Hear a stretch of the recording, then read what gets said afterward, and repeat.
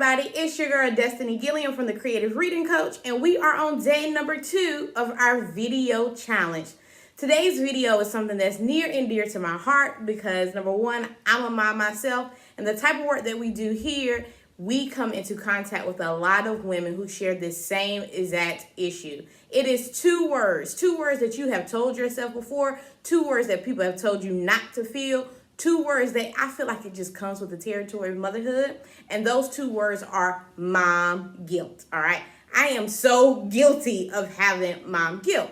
But throughout the course of this pandemic, I've gotten really into some spiritual things that have allowed me to really kind of knock away that mom guilt. So I want to share those 4 things with you, and I hope they help you just like they have helped me. All right. So number 1, here is a sign that you are suffering from mom guilt. You constantly compare your parenting to someone else's parenting, okay? And you might think, oh no, I don't do that. I am so good with who I am. Let me tell you, it is a sneaky one because we live in a day of social media. So it has a way of creeping up inside of you and you don't even realize it because for you, you're just scrolling through your Instagram feed. You're just looking at Pinterest. You're just looking at Facebook. But it's always that mom who is posting something. You're like, I can try. My baby can play softball, or my baby can run over here and do some dance lessons, right? You get those ideas. And don't get me wrong, it's okay to be inspired.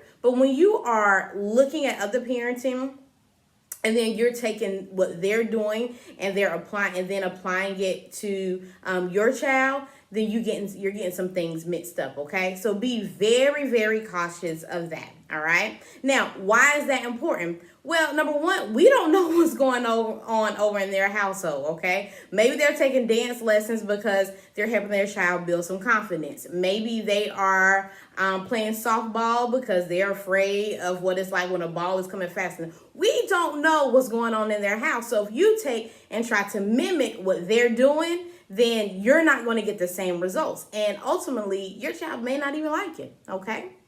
Number 2, you are making decisions based on fear instead of what you see. Ooh, this one's good. I'm going to say that again.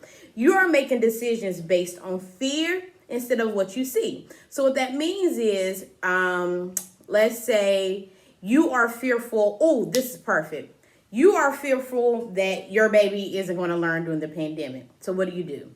You go out and you spend a ton of money, and maybe not even money because, Corona has us all strapped. I'm tight, right? Maybe you spend a lot of time, which is just as important, if not more important than money. You spend all your time, energy, resources, and money into fixing a fear that you don't even know if it's true, right? Instead of saying, hey, let me use this time to build a relationship with my kids. My kid is going to be okay. We're going to be all right. But instead, you focus on what you don't want to happen into this particular thing. And then that's what you end up having happen, okay? And so what happens is you end up choosing the wrong things. So for example, you're fearful that they won't learn. So you go out here and you choose a program that somebody is selling online. You don't really know what you want to happen, but you're like, hey, that looks good. And so I'm going to buy that. Okay. Yes. You see how that mom guilt just creeps in? You don't waste all your time and money doing something that they really didn't need. All right. Number 3. Ooh, I do this and my therapist has to get on me about this all the time. You minimize what you're doing well and you don't see the powerhouse that you are. Woo. Listen, it is no book that comes with parenting, okay? And because things don't look the way that you think they should look or the way that you have them planned in your head, you end up minimizing all the great things you're doing, okay? I'm talking to myself as I say this. My kids are fed. My kids are clean. My kids are happy. My kids are learning. My kids can articulate.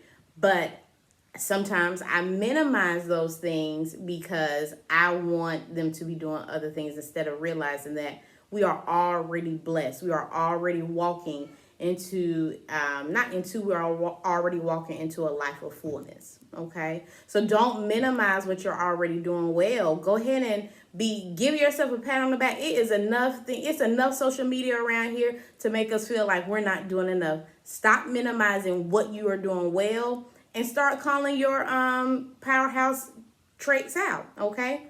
Talking to me, for sure. All right, number 4, you feel that your parenting isn't enough and you hold your kids to expectations that are not realistic. I'm going to say that again. You feel that your parenting isn't enough and you hold your kids to expectations that are not realistic. I'm going to let you know that this for sure, and I only have these because this is what I have gone through, and it's actually part of like some of my journaling that I have going on. I'll give an example with my oldest daughter. And I shared this over on my IGTV, which you can, I'll post my link to my IG in the comments below. But I had a unique childhood growing up. It was a childhood of survival. And so that caused me to look at life differently. Hopefully, preferably, I'm raising my daughter and my kids, not in survival mode, but in love mode, right? And so because I am bridging those two things together, not necessarily bridging, but because I see it this way and then I parent this way, sometimes my parenting comes off like really hard and strong. And so what that means is I have an expectation of my daughter of what survivor destiny had. My daughter is not in survival mode. She is not necessarily, we're not living like a fantastically perfect life, but she doesn't have to survive the way that I did. And so when this coronavirus hit, honey, we got into it. I'm talking about she was crying, I was crying, it was just really bad. And the reason it was so bad was because I expected her to have a level of responsibility that will allow her to go through her work on her own. And I kind of just come in and check. My mind is, you're 12, you know what your teacher assigned, you see it. But I didn't give her the opportunity to make those mistakes. I just jumped right in. You should know better now. Let's fix this, okay? So I had to come in myself and ask, well, why is that so important? For me, after processing through everything, I wanted to feel like that is something that I have checked off my list. My kids have their work done. I'm teaching my son how to do everything. So it really had nothing to do with her. Those expectations were my expectations to make me feel good.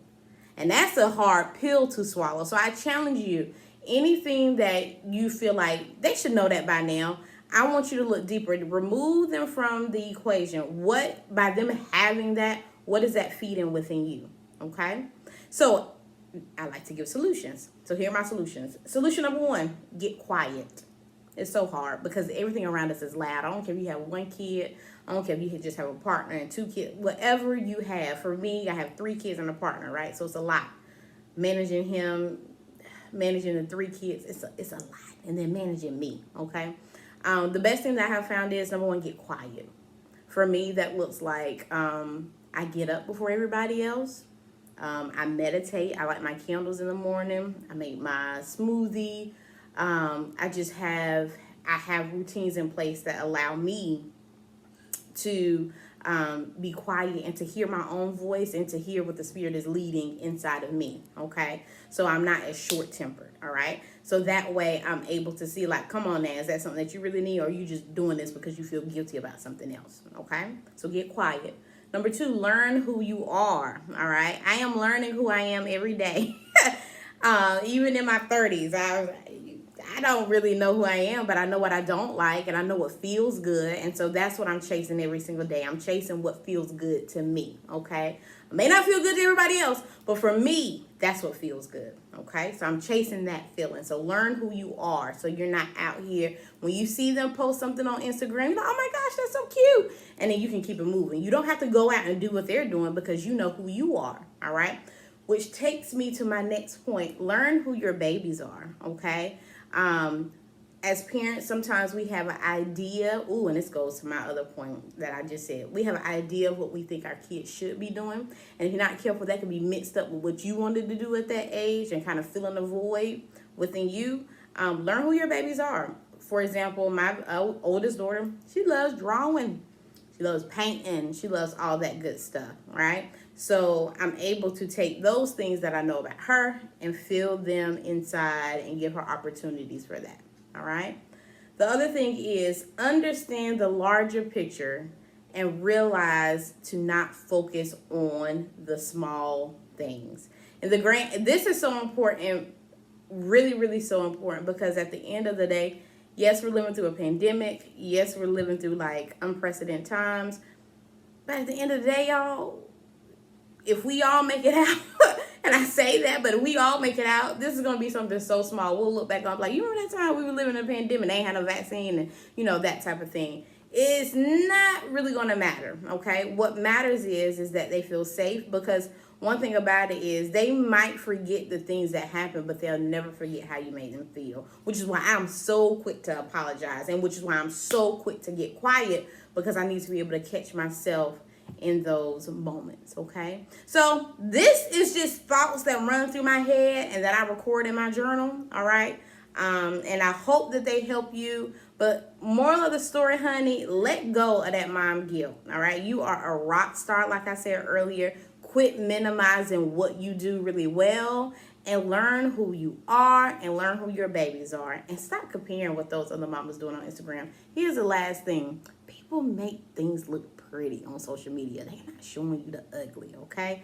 so while you trying to keep up with their pretty, guess what? You need to go on and figure out what's going on with you. Okay, it ain't pretty like that over there, I guarantee you. All right, I'll see y'all in day number 3 challenge.